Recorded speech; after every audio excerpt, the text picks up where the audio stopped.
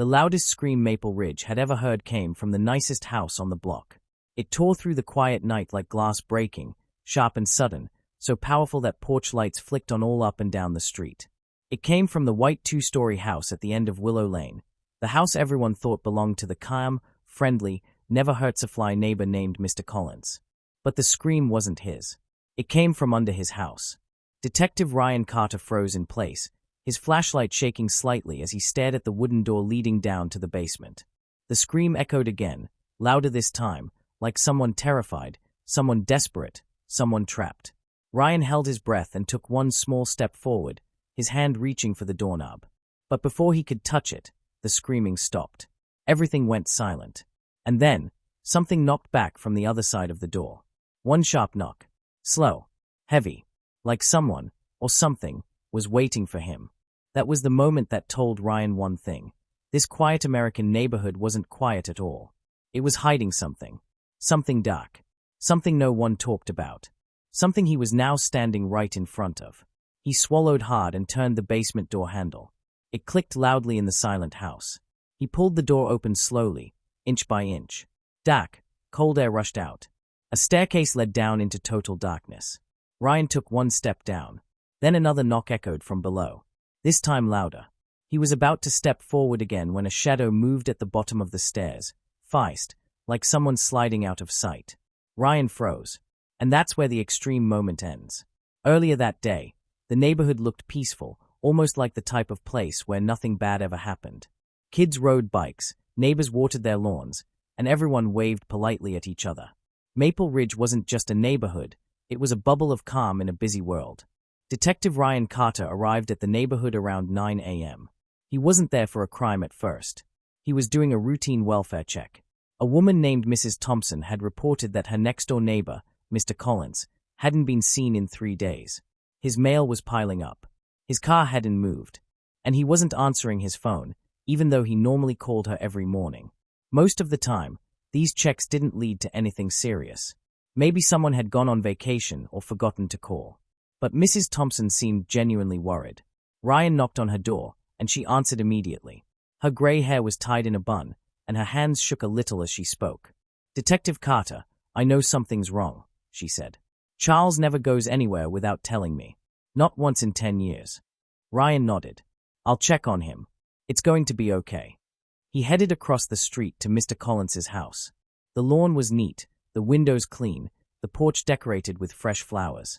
It looked perfect. But something felt off. The mailbox was stuffed full of envelopes. Newspapers lay stacked on the porch. A package sat by the door with yesterday's date on it. Still, Ryan didn't see anything that screamed danger. He knocked. No answer. He knocked again, harder. Still nothing. He walked around the house. The windows were locked. The backyard was quiet. A birdhouse swung slowly in the wind. Nothing unusual, until he reached the back door. It was slightly open, just an inch, as if someone forgot to close it or someone left in a hurry. Ryan's heart tightened. He pulled on gloves, pushed the door open, and stepped inside. The house was spotless. Too spotless. Everything was perfectly arranged, like a picture in a furniture magazine. The air smelled like lemon cleaner, almost too strong. A mug sat on the table with coffee still inside, now cold. The TV remote was on the couch cushion. It looked like Mr. Collins had been interrupted in the middle of his normal morning. And then Ryan noticed something strange. A chair in the living room was turned toward the basement door. Not the TV, not the window, the basement door. It wasn't just turned. It was positioned perfectly, facing the door directly, like someone had been watching it. Ryan felt a chill crawl down his back. He slowly walked toward the basement door. He turned the knob. Locked. But the lock was on the outside. That meant whoever put it there wanted something, or someone, to stay inside the basement. That's when he heard the first sound. It was faint, like a soft tapping. Tap, tap, tap. Slow and steady. Ryan stepped back. Tap, tap, tap. He unlocked the door, but he didn't open it yet. Instead, he looked around the room again, searching for something that could explain the sound. And that was when he noticed the walls. They were clean except for one thing, a small, hand-drawn mark near the bottom of the living room wall. Almost hidden. It was a symbol, 2 triangles overlapping with a circle around them. Ryan had seen it once before in an old case, years ago. A case that ended badly. A case involving people who didn't want to be found. His heartbeat quickened. He stepped back toward the basement door again. He pressed his ear to it. Tap, tap, tap. An extreme moment without understanding yet. He opened the door just a crack, letting only a sliver of light slide down the stairs. The tapping stopped instantly. Completely. He closed the door again. He needed backup. He grabbed his radio and called for Officer Miller, who was on patrol nearby. But before Ryan could finish the call, his radio buzzed, cut out, then went completely silent. Dead. He frowned. The signal rarely dropped in this part of town. He walked to the front window to see if Miller had arrived. That's when he saw something that made his stomach twist. On the sidewalk across the street, a man stood perfectly still. Not moving. Not blinking. Just standing there. Watching the house. He wore a dark hoodie with the hood up. His hands in his pockets. His face shadowed. At first, Ryan thought he might be a teenager waiting for a friend, but something about the way he stood was wrong. Too still. Too focused. Then the man lifted one hand slowly and pointed, directly at the Collins house. Directly at Ryan. Ryan stepped back from the window. When he looked again, the man was gone. A low moment. A confusing one. But troubling. He returned to the basement door once more. He knew he couldn't ignore it. Something was down there. Something that didn't belong in a normal home in a peaceful neighborhood. He pulled out his flashlight. He unlocked the door again and pushed it open all the way this time. The staircase was steep, the air cold and heavy. Dust floated in the beam of his flashlight. He took one step down. The wood creaked under his boot. Another step. Tap. The sound returned. But now it wasn't tapping. It sounded like something sliding across the floor below. He reached the bottom of the stairs. And that is when he heard the scream, sharp, loud, and so sudden that his flashlight nearly slipped from his hand. The scream came from the far corner of the basement behind a large wooden shelf. Ryan rushed forward, pushing the shelf aside. What he saw made him freeze completely. In the corner, hidden behind the shelf, was a small metal door built into the wall. A secret door, just big enough for a person to crawl through. Fresh scratch marks covered the edges, and someone inside was breathing fast, panicked, terrified. "Hello," Ryan called out quietly. "It's okay. I'm here to help." The breathing stopped. Then a small whisper came from behind the door. "Don't open it. They're coming back." Ryan's entire body went still. He reached for the latch, and just as his fingers touched it, heavy footsteps sounded upstairs. Slow, steady, trying not to be heard. Someone else was inside the house. Someone who wasn't supposed to be there. Someone who didn't want the secret in the basement to be found. The footsteps above were slow and heavy, the kind that didn't belong to someone surprised or scared. They belonged to someone confident, someone who knew the house, someone who thought they were alone. Detective Ryan Carter didn't move. He didn't even breathe. Dust drifted down from the ceiling with each step the intruder took. Whoever was upstairs was walking carefully, almost testing each floorboard, as if they were trying to figure out exactly where Ryan was. The whisper from behind the metal door came again, this time frightened and shaky. "Please, don't let them find me." Ryan raised a finger to his lips even though the person inside couldn't see him. "Stay quiet," he whispered back. "I won't let anything happen to you." Another set of footsteps joined the first. 2 people. Maybe more. Ryan turned off his flashlight and backed away from the metal door. The basement was pitch black now, but his eyes slowly adjusted. He could still see the faint outlines of shelves, pipes, and old boxes. He pressed himself against the wall and listened. The intruders walked toward the basement door, the same door Ryan had left cracked open. Then the footsteps stopped completely. Silence. Ryan's chest tightened as he reached for his gun. He had been in dangerous situations before, but something about this one felt wrong. Something about the way they moved, the way they seemed to know exactly where to walk. It bothered him. A soft clicking sound broke through the silence. Not gunfire. Not a lock. Something else. It sounded like metal sliding against wood. Then Ryan realized what it was. The intruders were sliding something against the basement door. And then, click, click, click, click. They were locking him in. This wasn't just a break-in. They wanted him down here. They wanted him trapped. Ryan moved quickly across the room, careful not to bump into anything.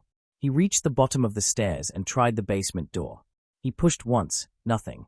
Harder, still nothing. Then he pressed his ear to it. No footsteps. No talking. Nothing. They had left just as quietly as they came. Ryan pushed again, but the door stayed shut. They had bolted it from the outside. He was officially trapped underground with an unknown person hiding behind a secret door. A low moment, quiet, but dangerous. He stepped away from the stairs and whispered, "It's okay. I'll get us out." But the person behind the metal door didn't answer this time. The silence grew thicker and heavier as minutes passed. Ryan's phone had no signal, his radio still dead. He checked his surroundings again. Boxes filled with old books, broken lamps, dusty furniture, and dark corners that felt too still. He switched his flashlight back on and returned to the metal door set into the wall. He crouched in front of it. "My name is Detective Ryan Carter," he said gently. "I'm here to help you. Are you hurt?" A shaky breath came through the small cracks. I heard them come in," the voice whispered. It sounded like a girl. A young girl, maybe 12 or 13. They said they were going to move me tonight." Ryan felt a cold wave travel through his spine. "Move her? Move her where? How long have you been here?" he asked. "I don't know," she answered. "There's no window. I don't know if it's night or day. I just listen." Ryan leaned closer. "Listen to what?" The girl didn't answer right away. He heard her shifting behind the metal door, as if she was trying to get farther away from it. The whispers," she finally said. "They whisper through the vents. At night. They say they are watching. They say the neighborhood is part of something bigger. They say the quiet makes it easier." Ryan's stomach tightened. Whispers. The symbol on the wall he saw upstairs, the double triangles in a circle, flashed in his mind. He remembered the case from years ago. A strange group. A group that hid in normal neighborhoods. A group that used basements and hidden rooms. A group that took people and forced them into silence. A group that was never caught. A breath of fear brushed the back of his neck. He needed to get this girl out now. "I'm going to open this door," he whispered. "When I do, stay behind me. Understand?" But they said. "Don't worry about what they said. I'm here now."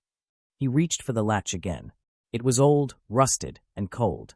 He tried to lift it, but it didn't move. He tried again, harder this time. Still nothing. The latch wasn't just rusted. It had been welded shut. On purpose. He exhaled slowly. The only way to break it open would be with force loud enough for anyone outside the house to hear. But he didn't have a choice. He pushed his shoulder against the metal door, testing its strength. Solid. Thick. Stronger than it looked. He took a step back. Then he braced himself. A new sound cut through the basement. A soft buzzing. Ryan froze. The buzzing grew louder. Then louder. He looked around until he spotted the source. A small vent high on the wall had a tiny red light blinking inside it, almost hidden. A camera. Someone had been watching.